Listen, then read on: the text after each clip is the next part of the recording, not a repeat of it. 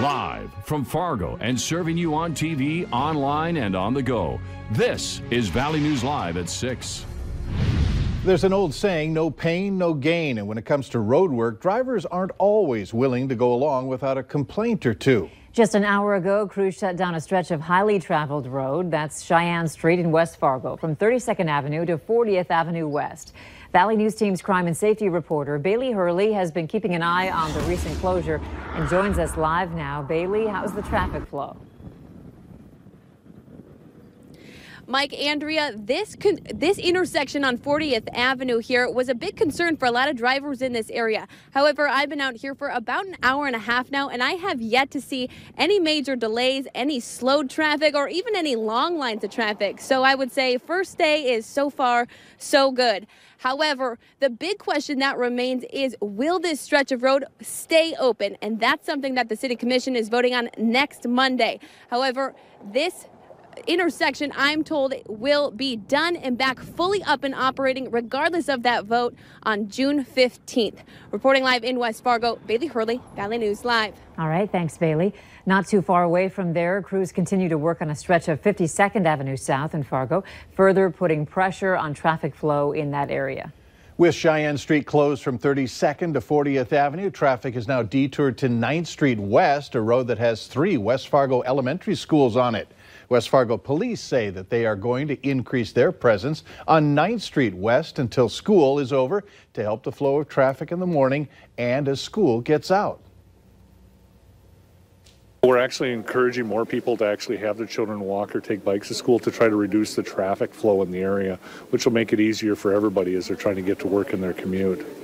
West Fargo school officials say the new road construction changed 15 bus routes in the area, as well as made both Liberty Middle School and Cheyenne High School alter their start and end times by 5 minutes. Here's a reason to smile. Members of the Grand Forks County Sheriff's Office are heroes tonight after helping a local rancher rescue his 2-day-old calf that got stranded in floodwaters. They say the calf was moved to dry land and reunited with its mother. Today's weather has been a nice follow-up to Sunday's conditions, but it sounds like there will be some noticeable changes coming our way.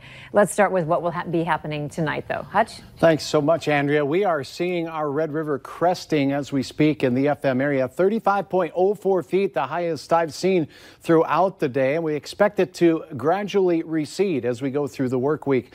Then our focus shifts to the Northern Valley, where rivers will continue to rise. Still problems in rural portions of counties, including Clay County and the Maple River at Mapleton, no exception, but it's expected to begin receding. A rumble of thunder crossing from Stutsman County into parts of Barnes County now. More of that pushing into northeast North Dakota. North winds are causing temperatures to fall. We were at 62 today. We're now falling into the 40s. That's where we'll be this evening. Decreasing wind. Can't rule out a sprinkle both here or in Grand Forks, but they'll be hit and miss. More details in your forecast coming up in a moment. Okay, thanks, Hutch. A man from Grand Forks has been arrested for having over 700 images and videos of child porn on his phone. 38-year-old Jacob Gerzewski has been charged with possession of certain materials that are prohibited. That's a Class C felony charge. Court documents say on February 14th, 3 cell phones were found in a dumpster and were turned over to police. Police say that they found multiple images of child pornography on one of the phones. He admitted to owning the phone and that was found in the dumpster, and that he knew the phone contained images and videos of child pornography. The Red River in Fargo-Moorhead is working toward its peak for the flood of 2019. Right now, it's above the predicted 35-foot crest. That's about 17 feet over flood stage. There's a lot of water swallowing up large sections of the metro area along the river. Jack Williams Stadium is underwater, bridges are closed, and traffic in parts of the city rerouted. That includes downtown. This is also the first test for Fargo's new flood wall system. And although it's not over yet, this flood will go in the record books in the top 10 since levels began being recorded back in 1902. The United States Geological Survey measured the Red River in Fargo yesterday, showing water flowing at 19,500 cubic feet per second. There's a greenway, a walking path that runs along the river. Come on back in the summer and take a walk on that. And imagine that there's 8 feet of water above your head right now. Also, in rural parts of Cass and Clay counties, the flood fight is raging on. It's the overland flooding causing the problems there. A number of rural roads are either closed or have water topping them. Here's an update on how floodwaters are impacting Grand Forks. The entrance into Riverside Park on the North First Street is closed as crews have installed the flood wall closures. The northern portion of Shady Ridge Court is closed due to water. Crews are monitoring levels to determine when or if equipment is needed. There are also some traffic rerouting in the downtown area, so be alert for that. Demers Avenue near the Red River and Sorley Bridge are now closed, so crews can install part of the flood wall. Both pedestrian bridges are also blocked, as are lower levels of Lincoln Drive Park. Grand Forks is preparing for an unexpected crest of about 48 feet on Friday. That's still a major flood, but nothing like the record setter of 54.3 feet back in 1997. And if you're curious as to what the current flood levels are, you can get the latest right on our website. Head to valleynewslive.com, and off to the right of your screen, there's a button called Valley Flood Alert. If you click on that, you can get all the latest river levels, including our flood coverage.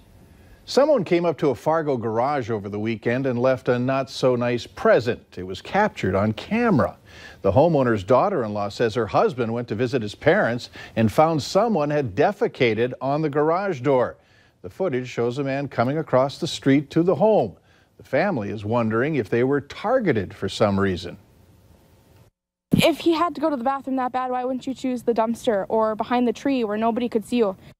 Fargo police tell us since the garage door was closed and the offense was committed on the outside, the crime would only be considered disorderly conduct. Now, had the man entered the garage and committed the act inside, it would be considered a burglary.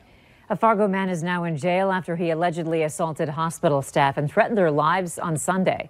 Officials say 30-year-old Jared Hallinan was arrested for terrorizing, simple assault on emergency personnel, and criminal mischief.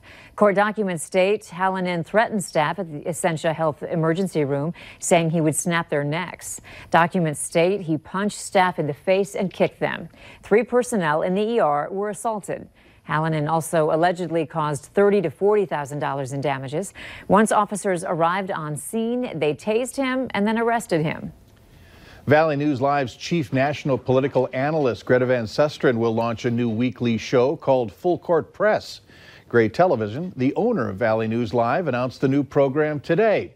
The new weekend political show will focus on how policy actions, political decisions, and national events impact local communities across the country. Van Susteren's show will feature what's described as substantive interviews of newsmakers, roundtable discussions, and investigative reports.